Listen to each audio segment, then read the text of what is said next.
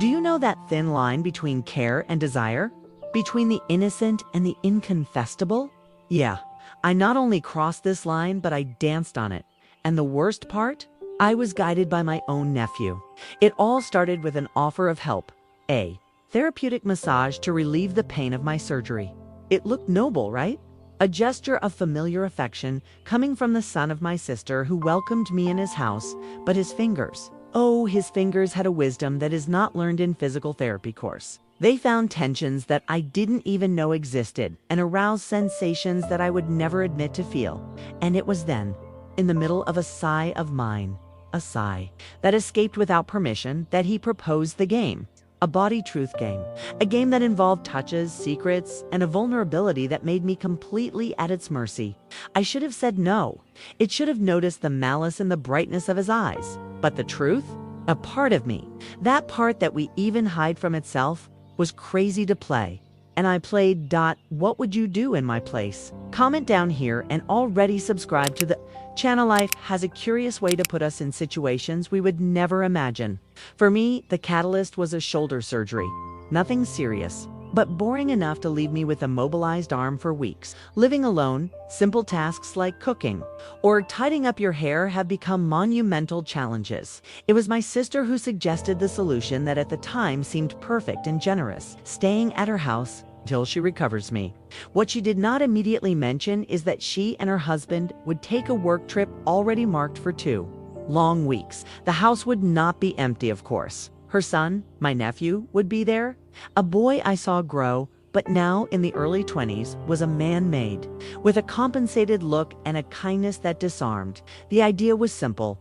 He would help me with the basic things, the weight of shopping, the difficult jars to open. I would have company and assistance. We would have the house under supervision. A fair and familiar exchange. The innocence of the arrangement was the perfect disguise. I settled in the guest room, surrounded by the normality of a family home.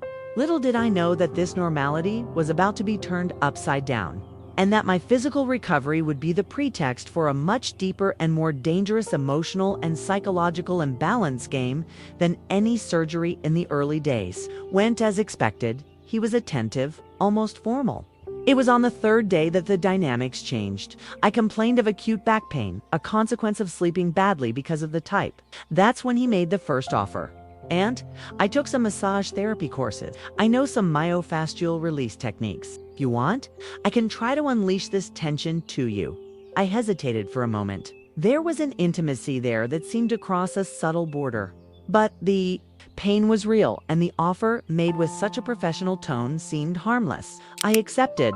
Lying face down on the bed with a towel covering my back, I felt his hands for the first time. They weren't hands of a boy. They were firm, safe. He started with the shoulders, explaining the technique, talking about the trigger points and how the muscles contracted. His voice was calm, didactic, but the touch was another story. There was precision, a pressure that went beyond technical knowledge. It seemed that he was reading my body, understanding every tense fiber, every shiver that traveled my skin when his fingers passed too close to the side of my body. At the end of that first session, the back pain had declined, but a new tension, a completely different, had settled in my chest. It was a mixture of gratitude and an electrical concern. He had the gift of healing, no doubt, but I was beginning to suspect that his hands also had the power to provoke disorder. The second massage happened 2 days later. This time, the initial formality had already dissipated. I was more comfortable with your touch, or at least pretended to be. He worked in a particularly stubborn knot near my shoulder blade when I let out a low moan of pain and relief. He stopped for a moment, the pressure of his thumbs staying firm at the point. It's amazing how the body keeps everything, isn't it? He whispered, his voice closer to my ear than before. Every stress, every concern becomes such a knot. I just muttered in agreement, my face sunk on the pillow. He continued, I wonder that other kinds of secrets the body keeps, things the mind doesn't want to admit. The air in the room was denser. I felt the warmth of his breath on my neck and my heart accelerated. He then pushed his hands away and the sudden change of temperature made me shiver. I had an idea, he said. Now, in a lighter, almost playful tone, let's make it more interesting. Let's play a body truth game. I turned my head to look at him. The confusion stamped on my face. An enigmatic smile played on his lips. "The rules are simple," he explained. "The fixed eyes on mine, but the game is complex." The proposal hovered in the air, dangerous and tempting. It was a clear invitation to leave the aunt and nephew safe territory and enter a completely new and unknown place. My silence was the only answer he needed. He interpreted my hesitation not as a refusal, but as a curiosity that just needed a push. His smile widened, and he bent to explain the rules of his wicked game. As a master of ceremonies announcing the main act of a private and forbidden spectacle, "The rule is one, and it is very straightforward," he said, the low and conspiracy voice. "For every knot of real tension that I can undo in your body, that point that makes you sigh of relief, you pay me with the truth, but not any truth. You pay me with a fantasy, a secret thinking, something you never told anyone." I was paralyzed. It was bold, was intimate at an absurd level, was an unbalanced exchange. His physical relief from my psychological nakedness. 'Twas an invasion of privacy disguised as a joke. All the red lights in my head should be flashing furiously, sounding all danger alarms. But the way he said that, such calm confidence and a look that seemed to know my answers, left me speechless. It was as if he knew that behind my ripe, woman facade and responsible aunt, there was a sleeping curiosity, a desire to exploit limits that I had imposed myself. Accepting was crazy. Refusing, however, seemed an act of cowardice. He did not wait for a verbal confirmation. He simply returned to work, his hands seeking a new point of tension at the base of my neck. He worked his muscle with a torturous and delicious ability. The pressure gradually increased to the exact point where the pain turned into pure relief, and a long, deep breath escaped from my lips. It was undeniable. "That's it," he said triumphantly. A broken note. "Now, you're part of the agreement." He sat on the edge of the bed waiting. The silence was heavy, filled only by my rapid breathing. My mind was running, looking for something, anything, that was safe enough to reveal, but true enough to satisfy the rule. I could have lying. It could have invented something trivial, harmless, but his gaze was inquisitor, almost like a human lies detector. Lying seemed more risky than telling the truth. Then, with a slightly trembling voice, looking at the sheet instead of him, confessed, "Okay, the truth is that I always had curiosity." He remained silent, forcing me to continue. I took a deep breath and completed the sentence, the words coming out in a meaningful whisper. "I always had curiosity with younger men." Soon as the words came out, I felt a mixture of shame and a strange wave of power. The secret was out. The game had indeed started, and I had just made my first play. My confession stopped in the air, changing the atmosphere of the room irrevocably. A slow and satisfied smile spread through his face. Said nothing, made no comment. He just nodded, as if that information was a puzzle piece that he had just fit in a premeditated place. The absence of his judgment was somewhat disturbing than any reaction I could expect. He then returned to massage, but something was different. The border between therapy and exploratory was completely erased. His hands, which once concentrated on my back and shoulders, now slid down further, dangerously stopping at the curve of my waist, his thumbs gently pressing the lower back. Almost in the coccyx, his touch became slower, more deliberate. One of his hands climbed down my side, his fingers brushing the edge of the towel near my breast. My whole body has stiffened. It was a non-medical territory, an area that had nothing to do with my surgery or back pain. 'Twas a test. He was testing my limits, seeing how far I could go before I stopped him, and I didn't stop him. Each bold touch was a silent question, and my silence was an affirmative answer. I was stuck in a web of curiosity and excitement. With each new knot, he found and undolly the expectation of a new confession mingled with the anticipation of where his fingers would stop next. Body play now had two layers, the words and the forbidden touches. With each relaxed muscle, an internal barrier seemed to crumble. The game continued, and with each round, my confessions became more specific, bolder.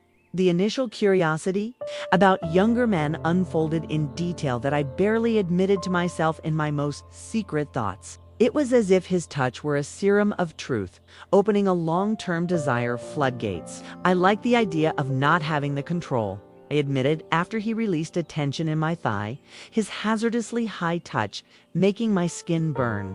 He soothed the information and, in the next round, after working my calf, he leaned and whispered directly in my ear, "Tell me more. What kind of control would you like to lose?" His voice, so close, was a caress alone. The direct, intimate question made me tremble. The words came out before I could contain them. I talked about the fantasy of being guided, having the decisions, made by me at certain times, to surrender to a stronger will than mine. They were whispered confessions, exchanged in the intimate space between my skin and his breath. He was no longer just a masseuse or a nephew. He'd become my confessor, my provocative. The game was the perfect excuse for him to explore my mind as his hands explored my body. With each revelation, I felt more exposed, more vulnerable, but also strangely free. We were building a private world in that room, a world of shared secrets and touches that spoke louder than any word. The session was reaching the climax. The atmosphere was loaded, dense with confessions and unspoken touches. I was lying on my back now, at your request. The towel covered only the necessary. My eyes were closed, but I felt his gaze by walking my body. He had undone almost every physical tensions, but he had created an almost unbearable emotional and sensual tension. I think for the last secret, the deepest, he started. The calm and authoritarian voice. "We need to change the rules a little. Increase the challenge." I opened my eyes and stared at him. He was holding something in his hands. Took me a second to recognize the elastic white fabric. It was a new bandage, just like the one I used in my type. "What are you going to do with it?" I asked, the voice failing a little. A slow and predatory smile came on his face. "I help you get rid of your pain, but you still have full control of your movements. For the last costume, the most secret of all, I want you to really surrender. I want you to lose some of the control you just confessed to you want to lose." He approached and, without asking permission this time, extended his hand. "Please," he said, not as a question, but as a soft order. My heart was uncontrolled. Against my ribs was a line being crossed, a definitive line. Delivering my hands to him meant handing over my control, meant trusting him in a way that went far beyond any family relationship. And to my complete astonishment, I extended my wrists toward you. The sound of the bandage being unfolded in the silence of the room was deafening. He worked with calm efficiency, wrapping the fabric around my wrists, joining them above my head. The knot was not tight to hurt, but it was firm enough to make sure I couldn't let go. Suddenly, the game is no longer an abstraction and has become a physical and undeniable reality. With my arrested hands, a wave of total vulnerability hit me. My other senses seemed to be 10 times more acute. I could feel the small airstream of the fan on my skin in a way I didn't feel before. He could hear the sound of his breath, slow and controlled as he watched his work. And above all, I could smell it. A mixture of the soap he used and his natural male smell, which now seemed to fill the whole environment. He didn't touch me immediately. He just stayed there, stopped by the bed, watching me, letting the weight of the situation settle, letting my mind run with all possibilities. That moment of stillness was perhaps more intense than any touch. I was the personification of my own, newly confessed fantasy, without control, delivered, waiting to be guided. He then moved and I felt him lean over me. The warmth of his body was close, but still without contact. His hot breath touched the sensitive skin of my neck, and a shiver ran through my spine. "Now, you can't anticipate my movements," he whispered, his voice a low thunder in my ear. "Now you can only feel." The anticipation was torture. With the restricted vision and movement, I was completely focused on my other sensations, waiting for his next step. Silence stretched for a moment that seemed eternity, and then he revealed the final rule of this new stage of the game. "One last challenge," he whispered, his mouth so close to my ear that I felt the vibration of each word. "I'll touch you, but not with my hands." My heart stopped by a beat. The implication of that phrase was overwhelming, opening a range of possibilities that made my whole body contract expectantly. Before I could completely sue, he continued. His voice is a hoarse velvet. "I'll touch you only with my lips. And you will have to guess where. For each hit, I break free. But for each error, you owe me one more secret." And then it started. I felt a damp and hot touch in my collarbone. It was brief but electric. Lips, I whispered, the voice almost inaudible. Correct? He replied. Then a touch of the curve of my jaw, and then in the sensitive skin of my wrist, just below the bandage. Each touch was a shock, a stimulus that made me more and more disoriented. The tension was almost unbearable. It was a game of absolute power, where he held all control, and I was just a stimulus receptor trying to decipher his intentions. He was about to move again, the proximity of his face promising a new touch, when the world we had created in that room was suddenly shattered at the height of that suspended tension. A completely alien sound invaded our bubble, a digital, insistent, and profane sound. It was the touch of my cell phone, it's forgotten on the bedside table. The shrill noise cut the dense atmosphere like a knife, making us both freeze. It was as if the lights of a theater were lit in the middle of a crucial scene, exposing the actors and the artificiality of the scenario. He moved away from me abruptly. The heat of his body disappeared, and the spell was broken instantly. Reality came back in full force. I was lying on a bed with my wrists tied by a bandage, my sister's house, and my nephew was leaning over me. The shame and panic began to bubble under the surface of excitement, which dissipated as smoke. The phone continued to ring, relentless. Each touch looked like a fire alarm, a warning that we were in dangerous territory. "You won't answer?" he asked, his voice now sounding different, a little harsher, the magic of the moment completely lost. "I can't, I said, swinging my rider tied uselessly. "You need to let me go." He looked at my hands, then to the noisy phone, and an indecipherable expression went through his face. For a second, I thought he wouldn't let me go, that he would keep me there, a prisoner of our game.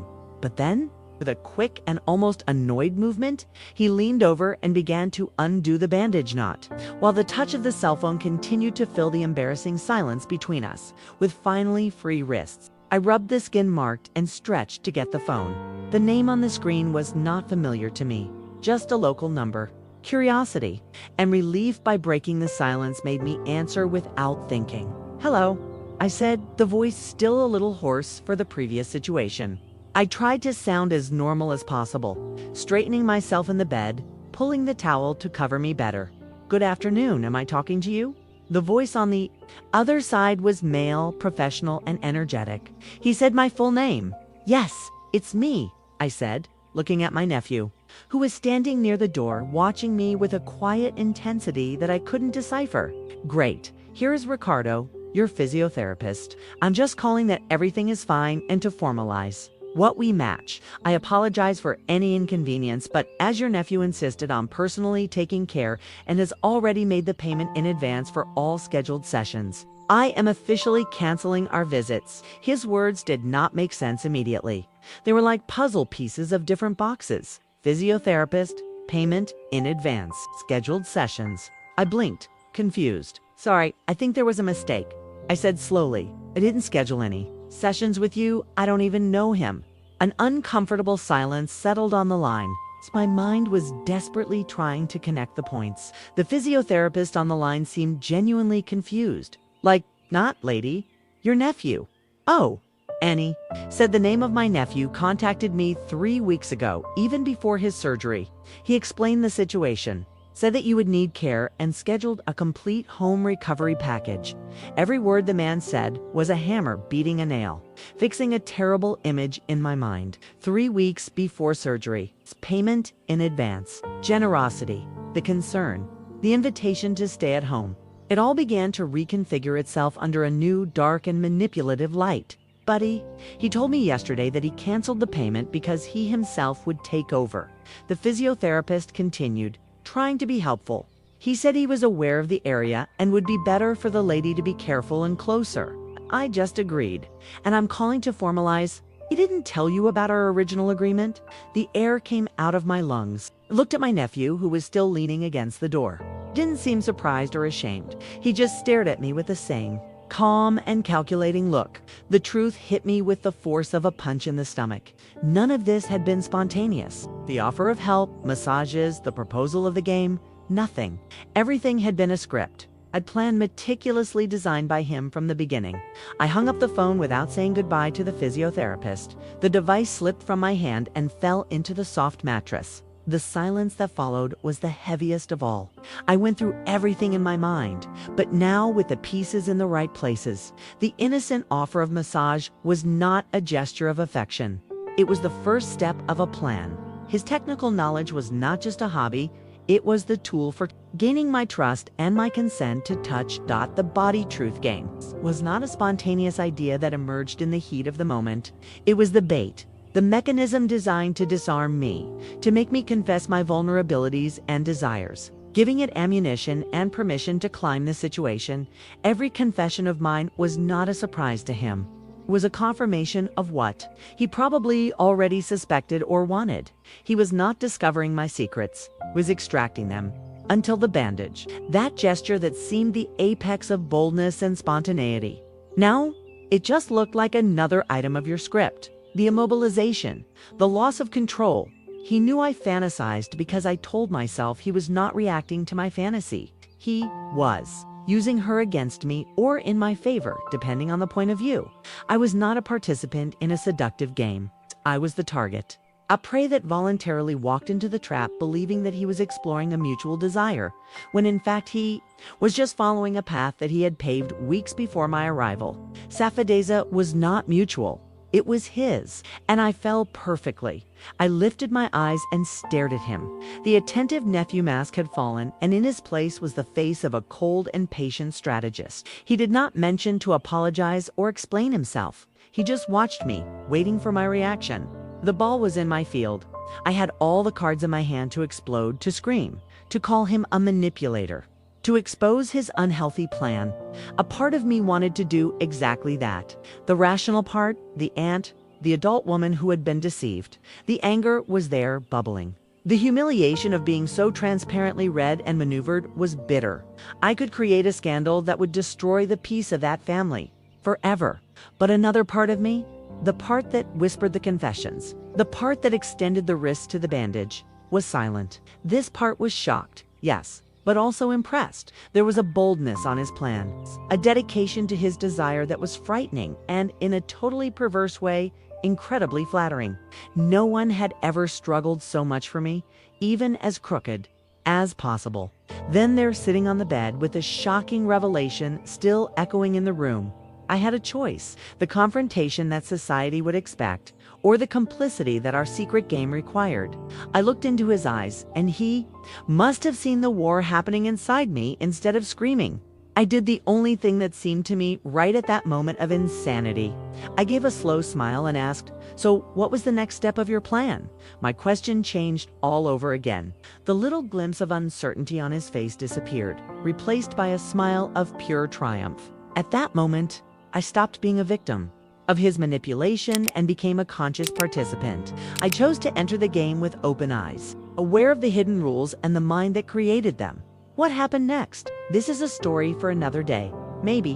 What I have learned is that the lines we traced between right and wrong, assurance and dangerous, are much more fragile than we like to admit. Sometimes all that is needed is a skilled strategist and a well-explored vulnerability to make these lines out completely. He lit a fire. It's a dangerous fire of manipulation and desire. But the truth is that he found a pile of dry firewood inside me, just waiting for a spark. Playing with fire has its obvious consequences. You can burn yourself severely, but it may also be the only way to feel a warmth you didn't even know was missing. The question that remains, and that I leave to you, is not about what he did, but about what is inside us, waiting to be awakened. Do we all have a dangerous game that we are secretly expecting someone to invite us to play? Think about it and beware of who you invite you to your home, especially if they are good in massage.